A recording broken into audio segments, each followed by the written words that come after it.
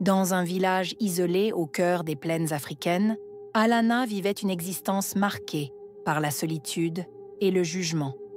Belle et pleine d'espoir, elle avait cru en l'amour d'un homme venu de la ville. Mais après avoir appris qu'elle portait son enfant, cet homme disparut, la laissant seule face à une grossesse qui fit d'elle une paria. Rejetée par sa famille et pointée du doigt par les villageois, elle sombra dans une tristesse profonde. Les jours passèrent, et Alana accoucha dans le silence d'une nuit sombre. Seule dans sa hutte, elle entendait les murmures des villageoises qui colportaient des rumeurs sur son enfant, un bâtard. Ces mots résonnaient en elle comme des poignards. La honte et la peur prirent le dessus. Le bébé était un rappel constant de son humiliation, et Alana, perdue dans sa douleur, commença à nourrir une pensée terrible, s'en débarrasser pour retrouver sa vie d'avant. Sous une lune voilée par des nuages noirs, Alana enveloppa son bébé dans un pagne. Ses mains tremblaient, tandis qu'elle marchait vers le vieux puits abandonné du village. Les anciens disaient que ce puits était maudit. Les rumeurs parlaient d'esprits qui habitaient ses profondeurs. Mais Alana, aveuglée par son désespoir, n'écoutait que les battements frénétiques de son cœur. En approchant, elle sentit une brise glaciale et un murmure étrange s'éleva du fond du puits, comme une voix appelant doucement. Ses jambes faillirent se dérober, mais elle continua. Sans un mot, sans une prière, elle lâcha son enfant dans l'obscurité abyssale. Le cri du nourrisson s'éteignit brusquement, avalé par le silence. En rentrant chez elle, Alana fut envahie par un sentiment contradictoire, un mélange de soulagement et de terreur. Elle espérait que tout était fini. Mais ce n'était que le début. Le lendemain, les villageois commencèrent à remarquer des choses étranges. La nuit, des pleurs d'enfants résonnaient dans le vent, se mêlant au bruissement des arbres. Certains habitants, qui passaient près du puits en rentrant des champs, prétendaient entendre des murmures, une voix douce, chantante, appelant quelqu'un. D'autres racontaient qu'ils voyaient une silhouette blanche flotter au bord du puits, mais lorsqu'ils s'approchaient, elle disparaissait. 3 mois s'écoulèrent. Les phénomènes inquiétants se multiplièrent.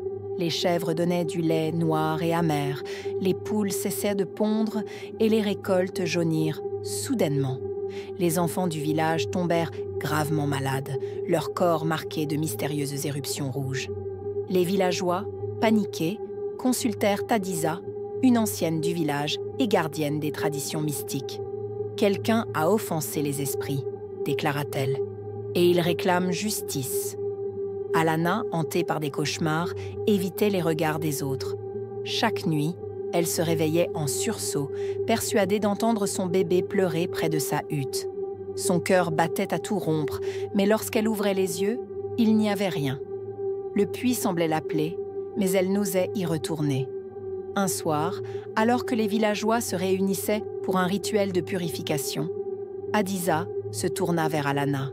« Tu as quelque chose à dire », murmura-t-elle, son regard perçant semblant lire dans son âme. Alana baissa les yeux, incapable de parler. Cette nuit-là, poussée par une force invisible, Alana retourna au puits. Une étrange lumière bleutée émanait de ses profondeurs. En s'approchant, elle aperçut quelque chose d'inimaginable. Un enfant assis sur la margelle, emmailloté dans le même pagne qu'elle avait utilisé. « Mon bébé », murmura-t-elle, les jambes tremblantes. Mais en s'approchant, elle réalisa que ce n'était pas son bébé. L'enfant avait grandi. Ses yeux brillaient d'une lumière surnaturelle et son sourire était bien trop mature pour un enfant. « Pourquoi m'as-tu abandonnée, maman ?» demanda-t-il d'une voix grave, presque chantante. Alana recula, terrifiée. « Qui es-tu » balbutia-t-elle. « Je suis à la fois ton enfant et autre chose. L'esprit du puits m'a élevée et je suis revenue pour toi. » Le sol sous les pieds d'Alana se mit à vibrer et une voix tonitruante émergea du puits. « Tu as osé sacrifier un innocent. Tu m'as nourri et maintenant, je réclame mon dû. » Alana hurla, mais personne ne l'entendit. Au petit matin, les villageois trouvèrent le puits scellé par une lourde pierre gravée de symboles étranges. Alana avait disparu. Depuis ce jour, le puits devint un lieu maudit. On disait qu'un chant mélancolique en émanait chaque nuit, et ceux qui osaient s'en approcher ressentaient une présence glaciale et oppressante. La légende raconte qu'Alana erre toujours, piégée entre le monde des vivants et celui des esprits, condamnée à expier son acte pour l'éternité.